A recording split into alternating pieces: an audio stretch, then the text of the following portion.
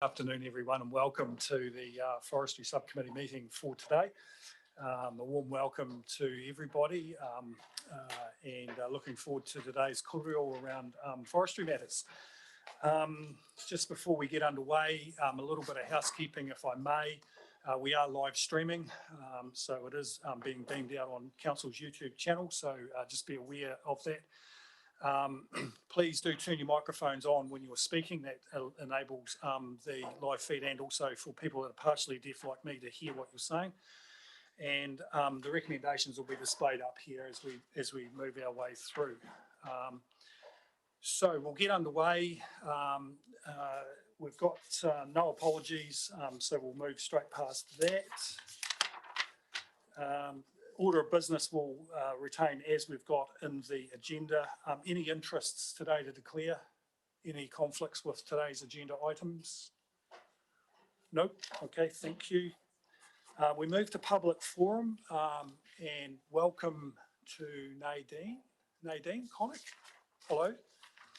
Thank you for coming to council today. You've got a submission or you'd like to speak with us about something today. That's good. I do know what it is, but we'll let you explain. Are you familiar with how this rolls? Okay, so 10 minutes is the time allotted. They'll ring a bell over here at 8 minutes just to let you know that you're getting close. That 10 minutes includes questions from councillors to you. And at that point, we'll close your submission down. So thank you, and I look forward to what you've got for us today.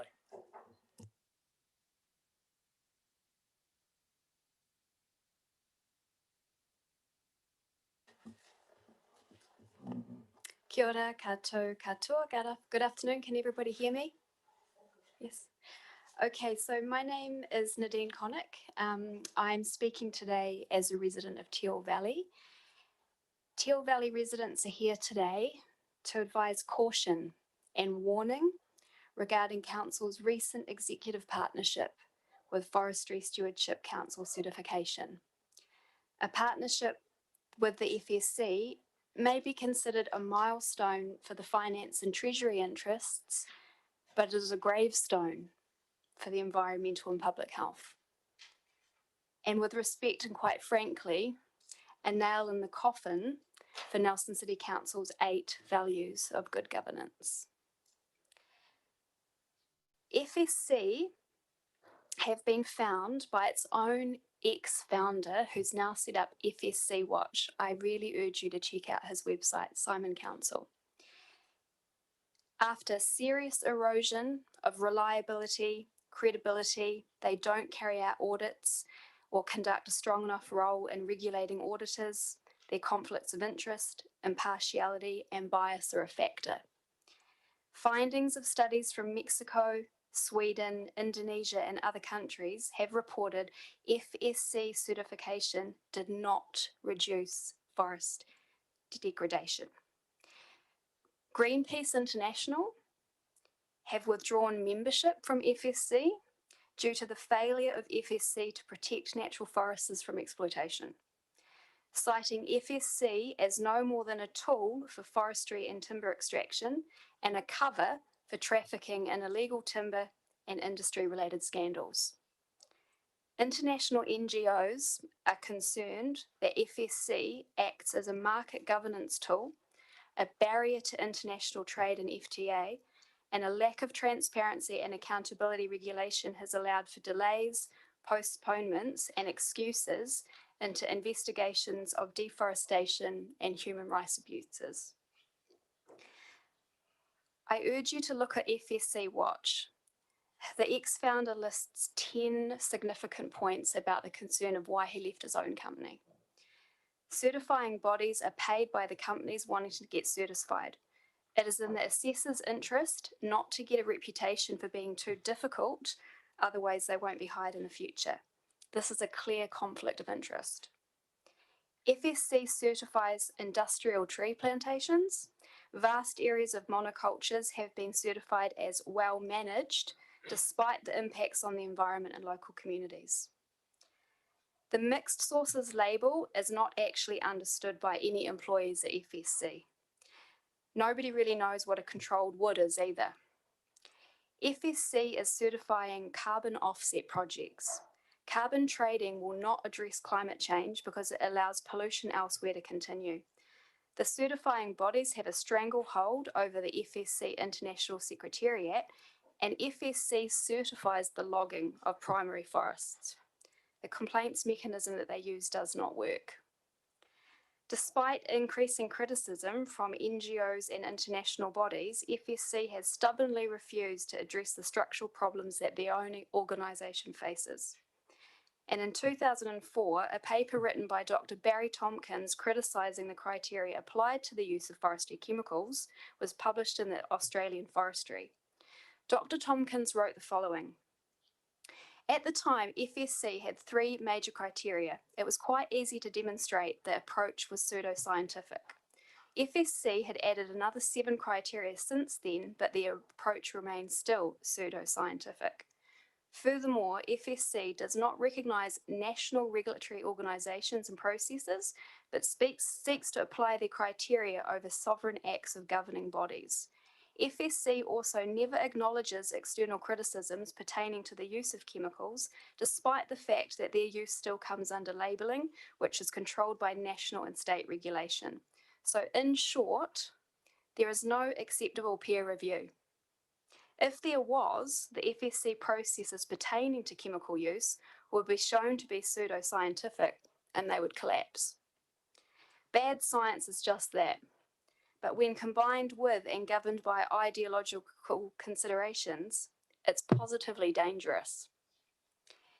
FSC research papers list Dow Agro and Dow Agro Sciences as funders. Dow Agro is a $3.5 trillion a year industry in agrochemicals. Let me just let that sink in for you for a little bit. $3.5 trillion annually.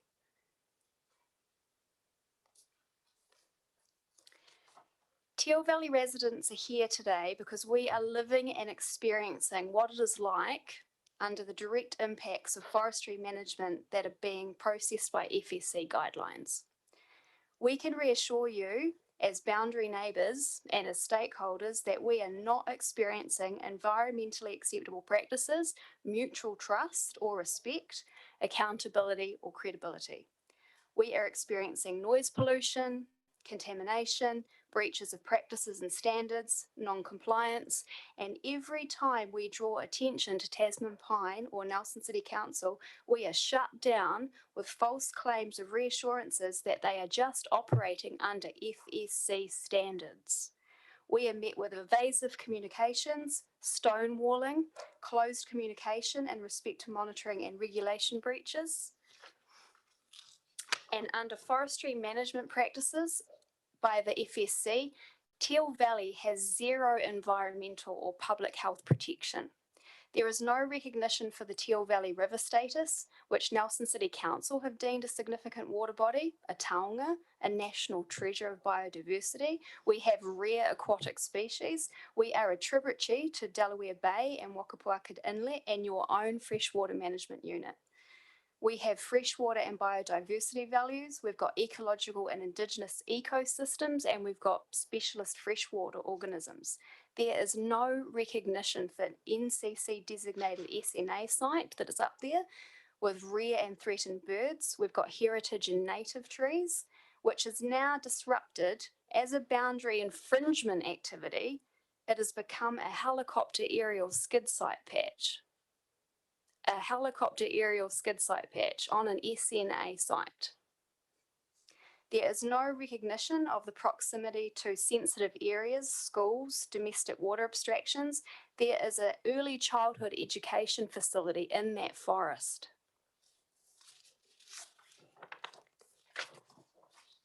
So, respectfully, we are here today to ask Nelson City Council a question. As a unitary authority with responsibilities to uphold environmental and public health protections, for you to maintain successful partnerships that operate with ethical behaviour in the act of law, under public trust, and values of your 8 good governance, with no conflicts of interest, no pecuniary or non-pecuniary interests, can you effectively uphold those responsibilities and regulatory functions now that you are executively partnering with the FSC? Thank you. Thank you for your submission. I'll just open it up to the councillors and the committee members for questions if they have any. The Mayor. Thank you very much for coming in. And I'm just wanting to clarify a couple of things. I think it was a really comprehensive submission. So, as I understand it, we're not, so the forest, we're not harvesting or don't have forest. Nelson City Council doesn't have forest in Teal Valley. Is that what you understand? It's not our forest that we're talking about.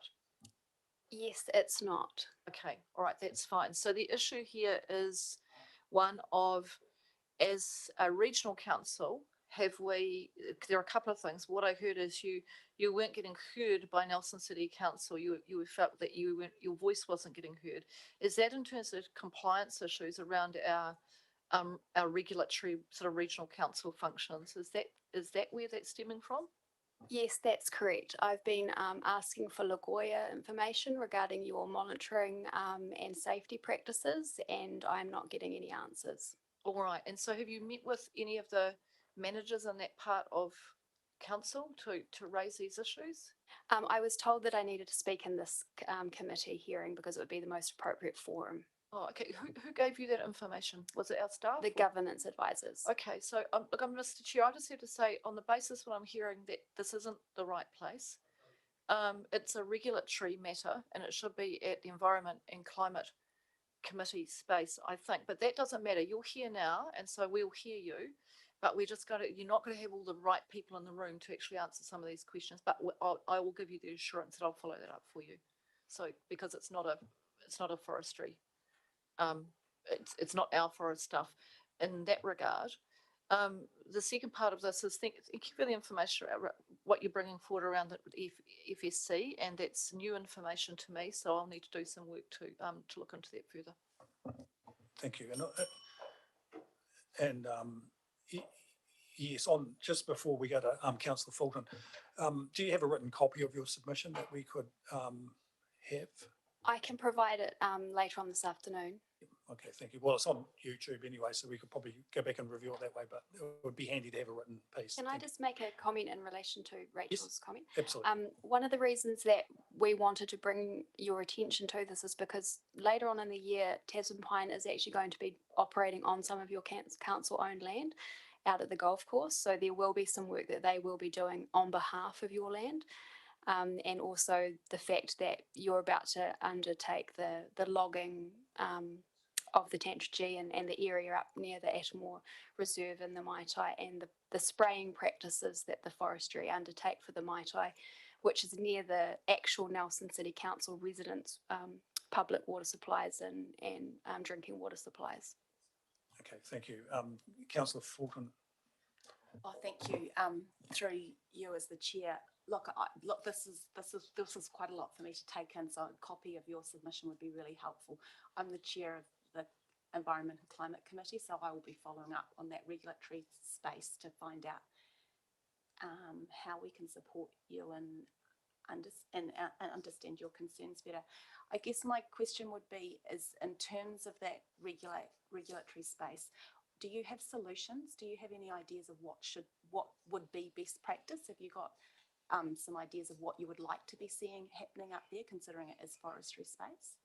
And what you've asked for when you said you've sort of been stonewalled and not been supported in trying to address some of your concerns. So do you have solutions in mind? Well, firstly, obviously this isn't for Nelson City Council because this is more of a central government issue, but we are calling on an independent inquiry to have New Zealand's own national environmental standards and not actually be linked to an American body that overtakes all of the EPAs internationally.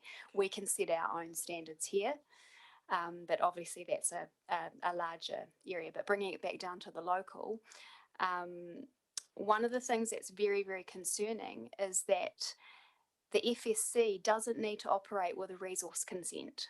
So it's not in your own jurisdiction to intervene in a private property or a private company's operations if there is enough information that they would satisfy good practices or good husbandry under a permitted activity. Okay. So as an example, we have got evidence from the EPA that a chemical was going to be used that needed permission prior to being an operational plan by the EPA. I picked that up as a member of the public. Okay. Where is the council checking the monitoring authority? Who is checking that the person that's loading these hazardous chemicals onto the aerial spray helicopter knows that those chemicals are not illegal? Where is the discharge going? Is it a landfill in Tahuna? Where is a stormwater discharge from washing down their equipment? What are they doing with that? There doesn't seem to be any understanding of safety practices. And when you look at the spraying going on up in the valley, they've got forestry workers there that are not wearing protective equipment. Okay, thank you. So just to clarify, is the spraying around, so you touched on agrochemicals, is the spraying around fertilizers or is it around spraying for weed control? It's both, but It's at the both. moment, the forestry is a weed management program. Yeah. But these agrochemicals are all set with the same standards that Nelson City Council is applying to parks, children's areas, walkways, sidewalks, riparian margins. It's everywhere. Okay. Okay, Alright, thank you. Thank you. Mayor Rees will go for one more question. So just quick follow-up. Cheryl. So it's now clearer. So thank you. I've got a much better understanding just through the questions. It was a really good presentation. Have you raised this with Minister Parker, who's the minister responsible for the EPA, or with MPI? I have, and my inquiry got passed on to the Minister of International Trade and Export because it sits in a different portfolio to their concerns. And I was told that the minister doesn't ordinarily intervene in matters of the EPA. Oh, all right. Or have you raised it with Dr. Alan Freeth, who's the chief executive of the EPA? Maybe. No. All right. Okay. All right. Thank you. Excellent. Okay. Thank you. I'd just like to add, just to finalise, I've just recently returned from living in Egypt, where previously that country was the food basket of the world and the cradle of civilization. It now has 4% agricultural land left due to poisoning. The Nile River is toxic, and the university I was at there academically we were researching sustainable development initiatives for growing on rooftops of huge big council estate buildings because the soil was completely dead. And they are strangulated by the American government and trade agreements with agrochemicals, yet their own people can't eat or drink water. I've come home to New Zealand and I cannot believe what's going on here. We've got a brain gain. Please use it. Okay. Thank you. Thank you for your presentation. All right. I think we all learned quite a lot. Some wider challenges, I'd suggest, yes. Okay, we'll move on with the remainder of the agenda. Next item is confirmation of the minutes. They're on pages 4 to 6 of your agenda papers. Can I have a mover for those minutes, please? Thank you. Councillor Skinner, seconded. Seconded. Thank you, Mr. Murray. Any discussion on those minutes? No, that being the case, I'll put the resolution.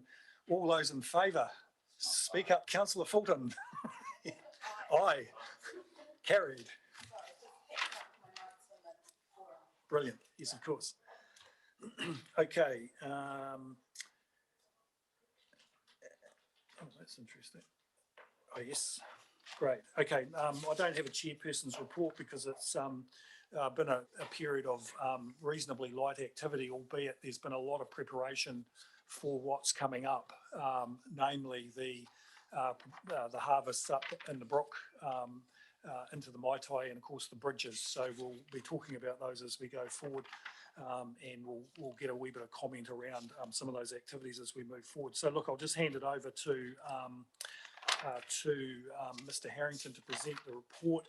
I would note there has been some questions raised prior to the meeting, which I think Councillor Fulton, you're going to pick up on as we go through. So just throw those in as we go. We'll just keep it pretty fluid. All right, thank you, Mr. Harrington.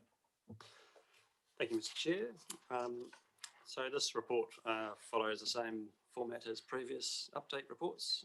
It's just an omnibus, so I just propose we work through in order and just take questions as we go through. Just the one recommendation that the report is to be received. Number 3, moving on to harvesting. As far as bridges go, there's a really brief update there. The Maito Bridge, I believe, is nearing completion, not completed just yet. And probably exactly what it says there is up to date, about to commence on the roading. So the Brook Harvesting, this is probably going to be the focus of the meeting today, I imagine. So phase 1 is scheduled to begin tomorrow on the 24th. And there's some information online on that. I've also got some maps on the next page. And in addition to the communications that have gone out to the community, there's been a lot of work with stakeholders, including the mountain bike club and various concessionaires that work in those spaces, and Koata Limited as well, Ngāti Koata and Tasman Pine Forests. So phase 1 of the harvest, just looking at that map, is those stands in the Atmore Valley. That's on page 8. So I think the first one to be harvested is that top brown one. Sam, you'll correct me if I'm wrong. And then moving from there, it goes to the Douglas fir stand at the very top. The phase 2 is a hard date to start. It has to start on the 28th of July, and that's because of the health and safety precautions that are in place, including people having to move out of their houses from 9 to 3, and that's at the bottom of that map. That's that steep section. There's also traffic management proposed for that harvest, and which will involve stoppages of traffic for up to an hour. Perhaps if, Working with perhaps if we could just pause there. Yeah, sure. So that second phase, the block above the houses in the Brook, Sam, I just wondered if you could just outline a little bit more for us around the communications that have happened to date, the health and safety plan in a bit more detail, and then just on the 28th of July when we do go live, just how we'll work on the morning to make sure that, you know, all of those bits have come together to ensure everyone's out of their houses and we've got everyone managed safely. Are you able to do that? Yep. I'll do it again. Chair, could I ask Mr. Paul Shadow to join the meeting as well, because he's been instrumental in the planning. So Paul, do you actually want to join us at the table, if that's okay? Thank you. Paul would be best to lead the communication side of it, definitely. Yeah.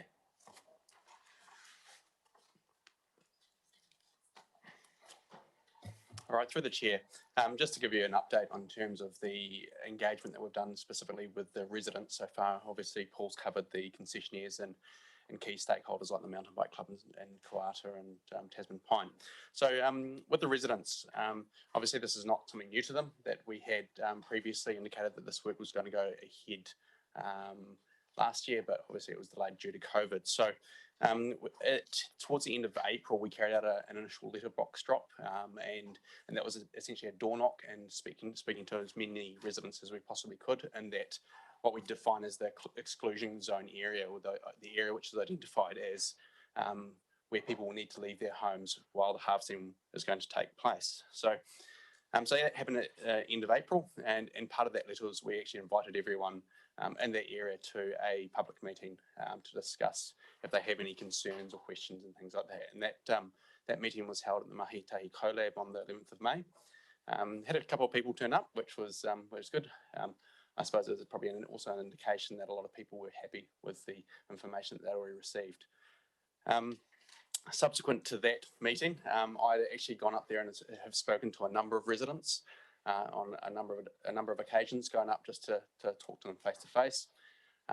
We have some residents who have some unique situations where whether they work at home during the day, whether they have to work night shift, and so we're working with them to come up with solutions to to assist them during that time where those we need to get those people out of that exclusion zone area.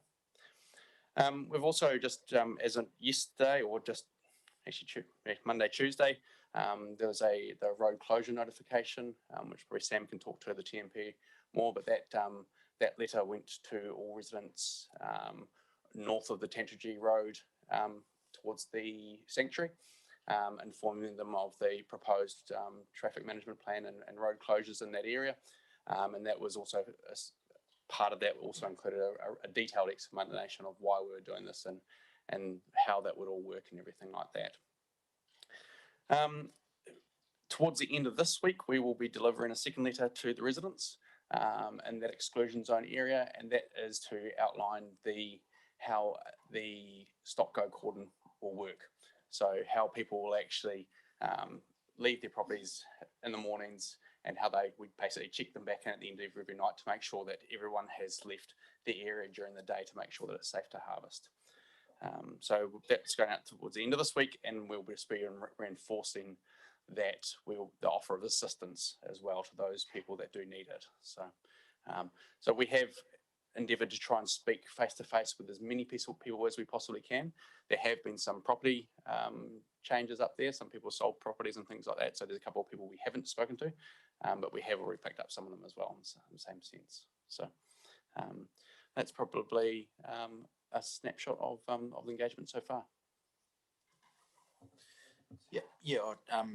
Hats off to Paul for his efforts on the communication side. It's been really good, Paul.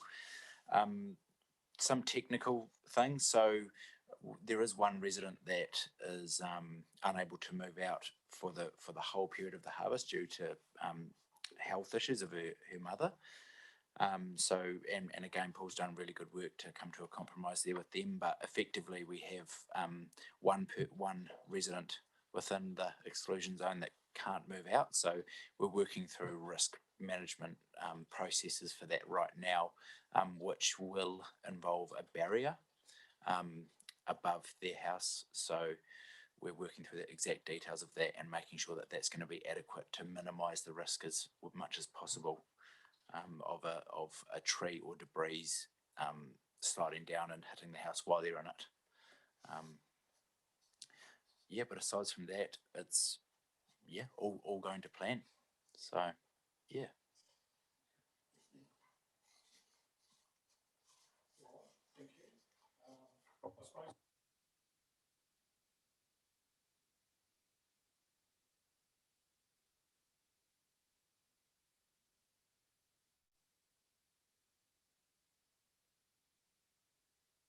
can tell.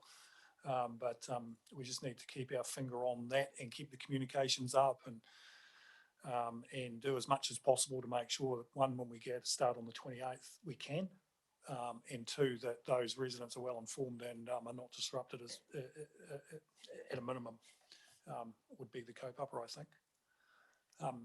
Councillor Skinner. Thank you. I just want to take the opportunity to thank the contractors and staff in the communications and working with the public up there. I know in the past and present, all I've heard has been good feedback, and I think there's a good appreciation. Get the impression there's a good appreciation by residents that it's a working forest up there and we're looking after the well-being.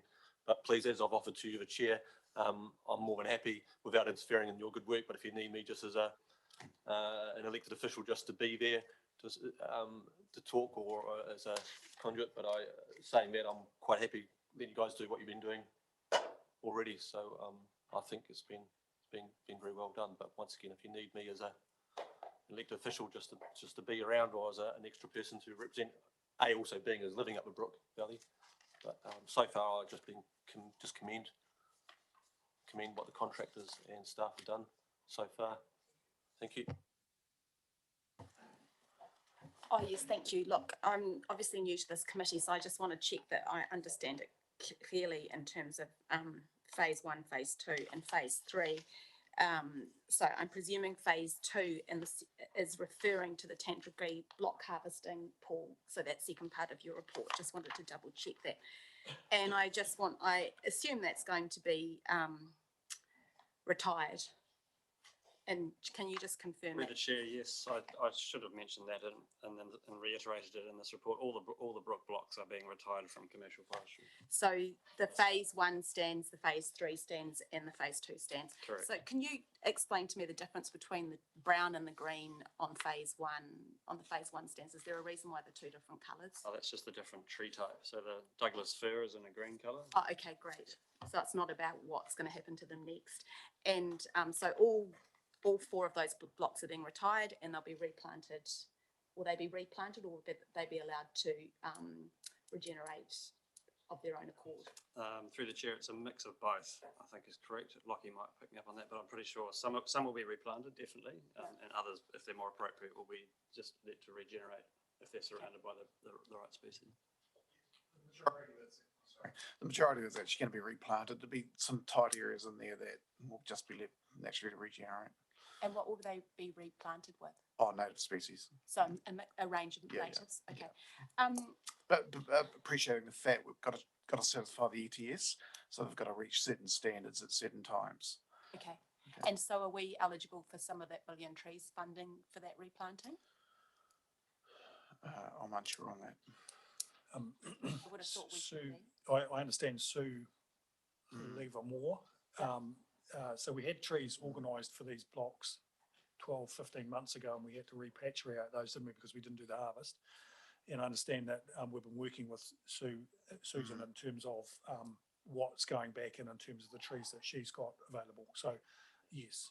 So Short answer is it my would be understanding. helpful to find out if the billion trees, if we are eligible for billion trees funding for the replanting of that, and otherwise is the replanting coming out of the forestry account, which is closed? Like, how is it being funded otherwise?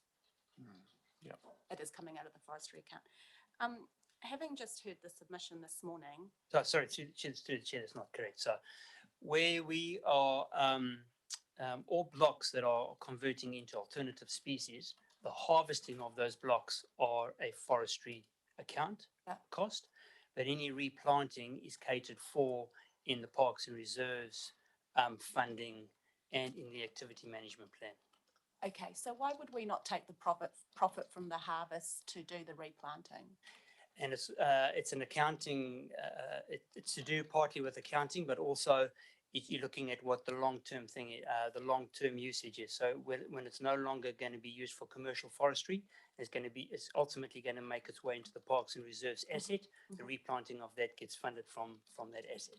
And we've had this discussion on many occasions, and that's the ruling. Apologies, Yeah, I no, just wanted to that's understand. absolutely fine, because that's one of the questions that Councillor Sanson. So we can't mix the two. So the harvesting will be for the forestry account, and the replanting, and we've covered that in the LTP and the figures will be for the parks and reserves account. So does any of the profits from the forestry accounts as a result of the harvesting come through into council as revenue, a bit like how the port returns a profit, or does that happen in terms of the forestry account? So all revenue generated by the forestry goes Yeah. through as revenue into the council account. Yeah. So it's all in there. We don't have any ability to go and look for new blocks or buy new blocks. So the surplus, I suppose, accumulated surplus over the many years of about $1 million plus, just sits there and is used to fund other council activities in terms of the fact that cash is in the bank but being used over there. So it really is a tight accounting exercise as I understand it. But in terms of this harvest, if we're looking at the profitability on this harvest, I'd suggest, and Sam, correct me if I'm wrong, that there is no profit here. Because it's the land so steep. My understanding, and I'm happy to be corrected on this, that phase 2, that Brook stand, that was actually purchased for the Dunn Walkway, which is Parks and Reserves in the first instance. Yeah. So we're really just tidying up a Parks and Reserves issue. Okay, that's what I did know that. And funding a lot of money. So I will go to the bottom of that in due course, because a bit more understanding around that would be helpful in due course. But that is really an investment in Parks and Reserves. Having heard the presentation today, in terms of our weed management program, whether it's for regenerating Indigenous species or post-harvest, what kind of planning will you be using a lot of aerial spraying in terms of that regeneration of bush? And so what is your, what's your weed spray program? So there's obviously two different land uses after harvest. So for these ones we're looking at on the Yeah. map, that will all be regenerated. Yeah. And so that might have a different spray regime to other areas that are going to be replanted in pine. Yeah. So I can speak from the pine side, and Lockie can speak from the native side if that works. Yeah. So our process would be very similar to the one of Tasman pine that they were referring to, although where there's proximity to houses, we would be looking at what chemicals we use and whatnot. But generally, it'll be the same as what they are proposing. And is it yeah. glyphosate based, or has it got other? Yes, it's glyphosate and only, or has it got other? No, there's a couple of other main ones. One's metsulfuron and one's organosilicone. Okay. Yeah. Thank you. But Sam, if I just interrupt there, if I may, the forestry accreditation, stewardship accreditation is not driving our decisions for that. Our decisions are being driven by our own standards and by the NES. So the driver's different to, it's not the forestry accreditation. We just happen to fit into the forestry accreditation. That would be a fair assessment of that. Well, not to take away from what they're submitting on, because yeah. I think you've got some good points, but the forestry accreditation doesn't drive what we do. We do what we do because it's good environmental practice. Correct. We the decision making for spray, if we talk about spraying in isolation, isn't governed by the National Environmental Standards for Plantation Forestry. It is governed by the regional plan, and so we follow the regional plan in terms of what is permitted and what is not. And we follow industry best practice guidelines in terms of spraying practices. So it's covered currently by the Nelson plan rather than the NPS on forestry. I'm sorry, I'm not familiar with the NPS, National Policy Statement. We don't. The NES is what you're referring to. Yeah, that more covers more related to harvesting and engineering, harvesting and engineering practices. Okay. So it might be something we need to follow up with Claire and Maxine's team to ensure that our plan is aligned with best practice and best science. That's correct. It's through that forum. Yes. Great. And the Nelson plan. It is aligned. It is aligned, yes. Yes. Well, what I'm hearing is that if it's aligned with the FSC, what I've just heard is that the practice is the same as what the FSC uses, and there's some concerns around that practice. So, well, my understanding is the FEC doesn't actually have a practice. They look at what we do and then tick it off and say that's adequate. It's not the other way around. The FEC doesn't come and say, this is how you do things. What they do is they go, how do you do things? And is that what should be happening? okay, So all right. That's it's not really one size helpful. fits all for FEC. Okay, Correct that's if I'm really wrong on that, Sam. Just a slight clarification is around chemical use. They do have a list of allowed and not allowed chemicals. Okay. So we do follow that. Okay. And they're approved by the EPA. So I have a suggestion that maybe when we're developing our glyphosate policy or spray policy, we might need to sort of touch on this and how what is our best practice approach in terms of forestry blocks. I feel like it's important that the public are informed that it's evidence-based and it is best practice in New Zealand. I think that that's helpful in terms of reassuring the public of our approaches. And it could be that we can communicate that more effectively. So that would be perhaps a way we can communicate that to the public. I think that's all of my questions for now. Okay, Just, Mayor Rees? Look, I just want to pick up on the, and now I can see the sort of where the hook was to come to this committee, but given the substance around the regulatory side, I think there's quite a bit of all of council crossover here. And the issues I was concerned about was that somehow this committee had blocked something happening, which we haven't because we weren't aware of it.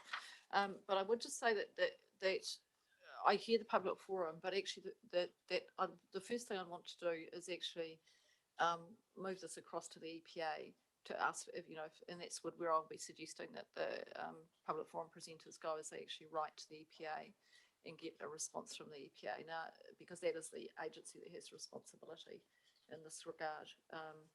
So that would be all as a council. That's exactly where we would go as well. So I'm not. I just think at the moment I wouldn't go.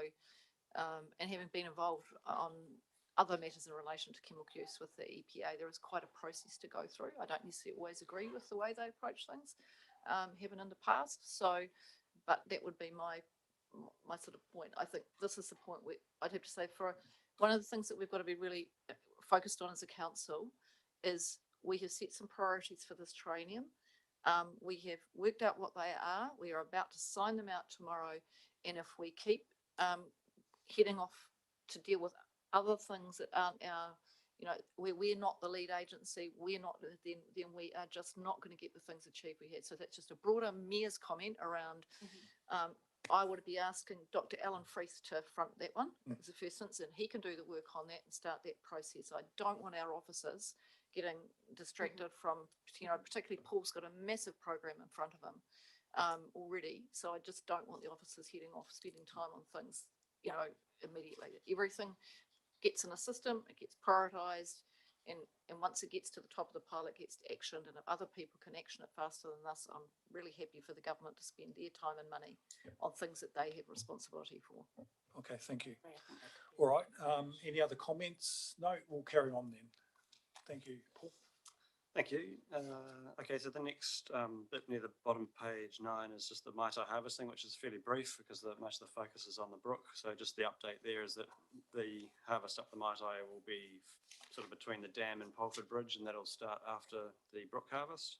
And yeah, more details to the next Forestry Subcommittee meeting. And number 4.1 is sort of been popped in every report. So that's just a note about the small NCC stand that will be harvested by Tasman Pine Forests when they do their blocks. So just on that, just a question about that. I suppose as landowner on that very small block, again, I suppose there's a very specific health and safety risk with the track users, etc. Underneath it. So I'm presuming that somehow we're connecting with Tasman Forests or Tasman Pine Forests to make sure that our risk as landowner is being really well managed from a health and safety perspective. Yes, nodding. Thank you.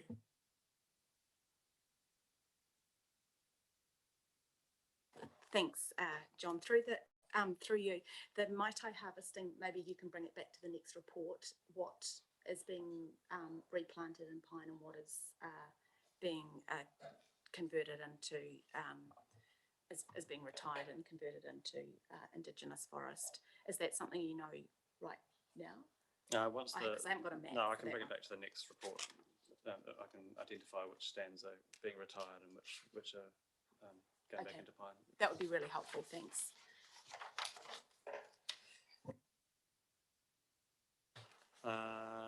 Number 5, health and safety.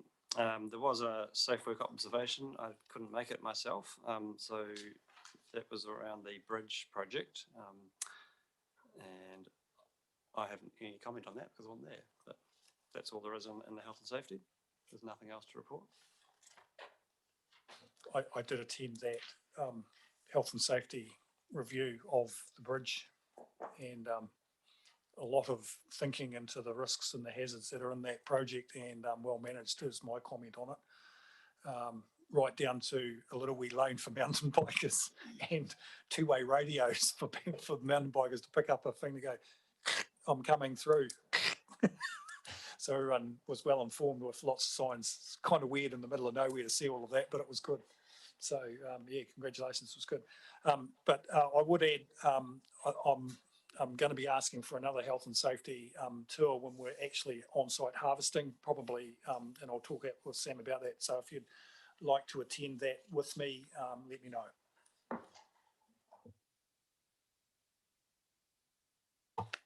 Thank you. Number 6. Sorry, just through the chair.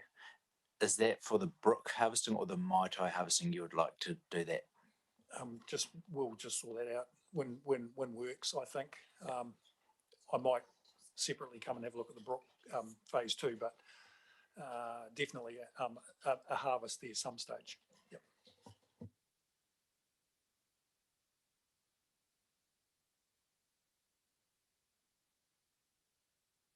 Yeah.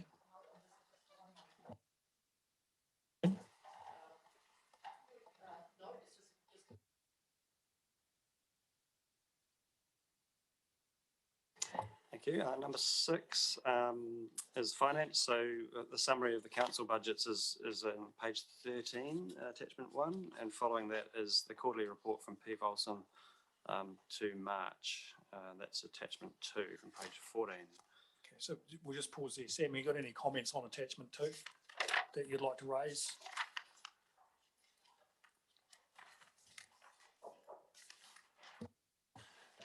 Noting it is to 31 March 2020.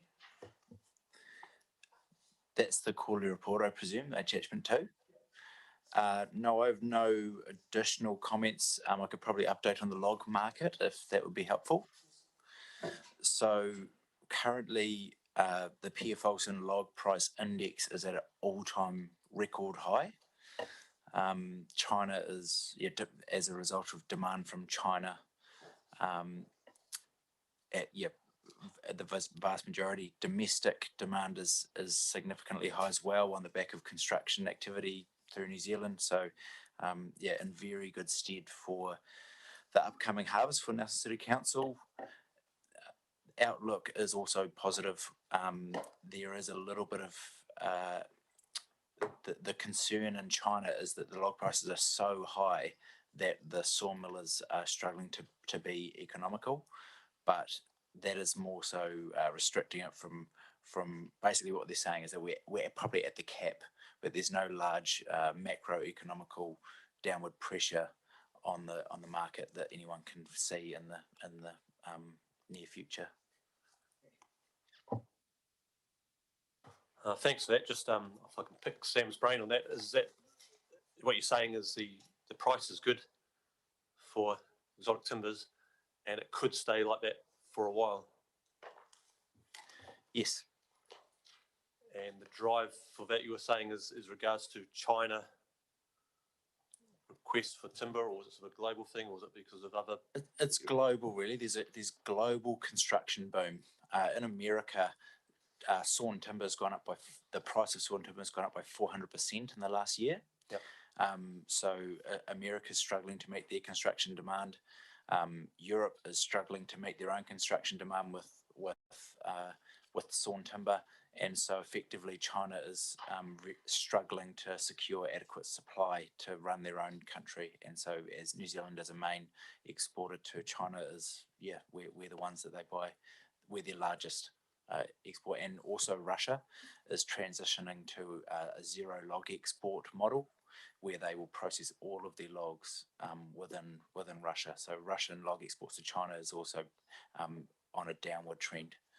So and just to expand on that, it sort of indicates that the more of the timber that we can grow, I mean, saying we as a region or nationally, we can grow and process here, could be a benefit globally because of the way we efficiently do it and efficiently grow it. It'd be more efficient to grow it here rather than rely on overseas to import our timber or send it from other places. So from a global environmental carbon embodiment. We don't export timber. Categorically, companies that have tried to process timber in New Zealand and export it to other countries have failed. Yep. Because it's of the our location and also economies of producing sawn timber. But in terms of growing logs, and exporting logs for other people to process, that's worked very well so far. Obviously issues around lack of employment as a result of that, but currently our sawmills adequately supply New Zealand construction demand, despite the media that's been going around recently. The sawmills in New Zealand do adequately supply supply the construction demand, and so all excess logs are then exported. Parallel there, someone country moving to reduce coal production, etc., and you end up importing it overseas and have a worse impact on that. So the more we can do locally or nationally, better globally it is for environmentally. Yep, there is a shift towards more biomass production out of forestry in New Zealand, and there's as large industry heads away from coal burning heat sources and electricity sources, there's a shift towards wood chips. Yep. And so there is discussions from some forest owners about tailoring their estate to grow biomass. Yep. And plant species of tree that will just supply biomass markets. So Thank you. So that's sort of the more exotic timber that we can grow or produce, whether it's council or other, the better for the environment. yeah, In a nutshell. in terms of climate change, yeah. Thank you. Thank you. All right. And thank you, Sam. All right. And then Paul, moving on to, so that's Sam's report. Where do we get to? That's 6.1, isn't it? So 7.1. Sure. So number 7 is just a brief update on the retirement program for forestry and alternative uses. So I guess where we're at this year is we've got quite a large number of plants on order, and we're just really watching this harvest as it unfolds to make sure we've got enough planting time after it before the winter sets in. My preference would be to get the face planted up that's going to face the city the most, which is the Douglas fir block. You can sort of see that quite easily. But really, it's a really difficult thing to plan for, because when we are bound by seasons for planting, and so it's interesting work actually. But we will just, as soon as that forestry is done, I'm no technical expert, but I hope we can sweep in pretty soon after. So not sure if there's any questions around that, but I'm sure Lockie will be able to help me answer them for that. Okay. Well, we'll go to Lockie. Lockie, any comments on your report of attachment 3? Like Paul said, we're just dependent on when the harvesting is finished for those blocks to try and get in as quick as we can in terms of the cost. Just push the button and yeah. Oh, sorry. Trying to get in and replant those blocks as soon as we can, obviously reliant on the seasons, and that will reduce the costs of weed control going forward. That's the big effort on that front. Okay, and I see you've got a deer problem. Yeah. Is that, what are we doing about that? I know parks they've had some colours in there. Have you cut? Yeah. Paul, So as I came to this meeting, I thought I should have invited Jeff along, who's the contract supervisor for that work, and it's really starting to ramp up in our area. We've got a big deer problem, and a pig problem, and a goat problem, and Jeff's coordinating a lot of efforts around that area. So I can't really comment on much of the detail other than to say that it's serious, and we're acting on it. Okay. So this comment was made in relation to our forest, but is it a wider issue on parks and reserves as opposed to the forestry? Correct. So do we integrate with that plan, Alec? Yes. Yep. Okay, cool. And I noticed you had an MPI up at the Maitai Dam. Why was the MPI up there? They funded those trees that went into them, so they were just looking at their investment. Okay, nice. Were they happy? Were they happy? Oh, look, it's a very difficult site. It would have been nicer to see more trees poking their heads above the gorse on that side, and we've done a second lot of replantings in places in there. I think they're as happy as they could be. Thank you. All right, Paul. Councillor Fulton. Yeah. Look, I'm not sure if you've got to this already, Paul, but I did email it through, a question on page 19 about fertilising.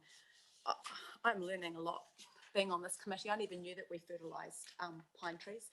So what's the fertilising regime, and how do we measure as part of our sort of climate action plan? How are we measuring the impact of fertiliser in our forestry AMP? I don't know if you got my email about that. Yeah, you did, great. Have I received that? You sent that through, Ayla? Yeah. I can answer those questions specifically if you like. Yeah. So the fertilising that's planned is boron, which is a base element. Yeah. There's a few others that we may potentially do. Now, if I take a step back, what we do is that at age about 2 or 2.5, we take foliage samples off the little trees and we send them to a lab and they come back and tell us what nutrients the trees are deficient on. And then from there, that they actually provide recommendations to us for the fertilizer regime. And so that's what drives what we use. For example, what we have scheduled at the moment with others to be confirmed, but what we have locked in is 80 kilograms per hectare of hydroborosite, which is basically a boron fertilizer, which over the amount of hectares we're going to do across those two forests will be 6.7 tonnes of that fertilizer. It's provided by McCord Forestry, which is imported from Chile, and we also get our fertilizer from Ravensdown, Balance, and Fertilizer NZ, depending on which fertilizer at which time and what the availability is. Yeah, and then your second part of your question was just about how this aligns with the big picture, climate change and whatnot.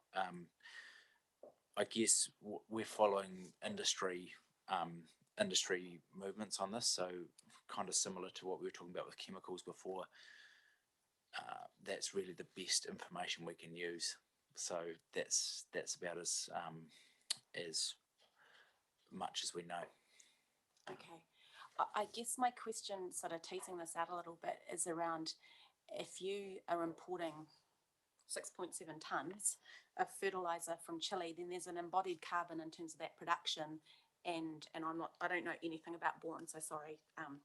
In terms, and like, I guess we've always thought growing trees is really good, but if we're putting down a whole lot of fertilizer, and I guess you could apply the same to spray, but particularly fertilizer, then that's got quite a high carbon footprint. So we need to do that, get that calculation incorporated into our activity management plan, I would have thought, Alec, to make sure we're delivering to our zero carbon sort of objectives. So I would expect to see that calculation coming through our climate action plan. So if I can just tease that out a little bit, is that around fertilizer, or is that around the whole operation? Because presumably we import fuel to run the machines, to chop down trees, to put on a truck, to drive somewhere, all that sort of stuff. So perhaps it's a little bit wider than just fertilizer. I would totally agree with you. I know we're doing it with our infrastructure. So we've got some really great stuff in the infrastructure strategy on that, Alec. You've got some great work happening with roading and mitigation. So I'm just wondering if we've got a bit of a gap here. I think you're absolutely right. We've probably got quite a lot of fuel use, and we really need to be. I think forestry has been promoted as being a real positive climate action, but actually there is some embodied carbon. So there's a carbon footprint to it, and understanding that fertilizer use. I'm curious whether you need to use more fertilizer second harvest, third harvest. So what we know is that the soil is pretty good first planting, and whether that does it change? Doesn't get worse. It doesn't get worse. Okay, so that might be a bit of that might be my understanding not quite right. So you can keep planting pines indefinitely. That's the understanding. Yeah. Okay. Yeah. So. Yeah. Peter. Just on that point about long-term productivity of plantations, I just saw in the last few days a report produced by Scion, the Forest Research Institute, on that particular point, and they were saying that there's generally sustainable, in the long term, as long as you don't take all the residues off site or the litter. Okay. So it's so that leaf quite litter new is really research. important. Yeah. Yeah, okay, Yeah. that's helpful. All right, thank you. Any other- I think it would just be helpful to get that sort of carbon accounting incorporated somehow into our forestry activity, as is supposed to be happening across all of council. So, yeah. So it's a general comment across It's council. a general comment That across all of council. saves me my next question. Does it apply across council? Yeah. Looking to the mayor. Yeah, Okay. it should be happening. It's just like when we're building the library or doing the renovation here, there should be carbon accounting happening now. Otherwise, how are we going to get to net zero if we haven't done our carbon accounting? Okay. Any other questions, Paul? Right. So I think we're on the last one, which is Forestry Web Page. So I just put a paragraph in there just to alert the subcommittee that there's now sort of a dedicated landing page on the council's website for forestry. And that provides an overview, just some information on the Forestry Stewardship Council, the subcommittee, the areas, the different areas and truck movements, and then there's some links to the whatever harvest is on. And that's the end of the report. Thank you. So do we have any further questions for Mr. Harrington at this point? Okay, I'll move to the resolution then. The resolution is to receive the forestry update report. Do I have a mover for that resolution? Thank you, Councillor Fulton. Seconded. Thank you, Councillor Skinner. Any debate on the motion? I just wanted to say thank you so much for helping me become more informed.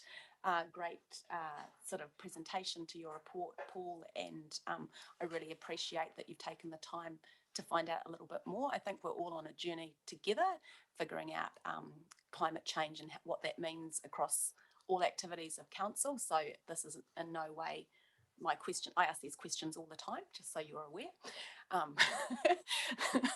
Across every activity, I think I asked it about plastic turf last week, didn't I, with the Stoke Youth Park? So it's in no ways me just focusing in on forestry.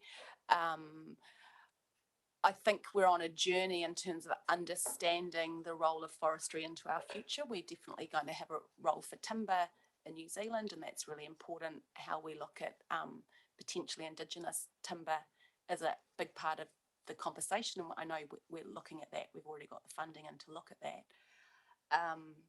In terms of the exportation of logs and that high value, whilst that might be great financially right now, I guess when you're thinking about why is Russia suddenly no longer exporting logs to China, what is happening globally in terms of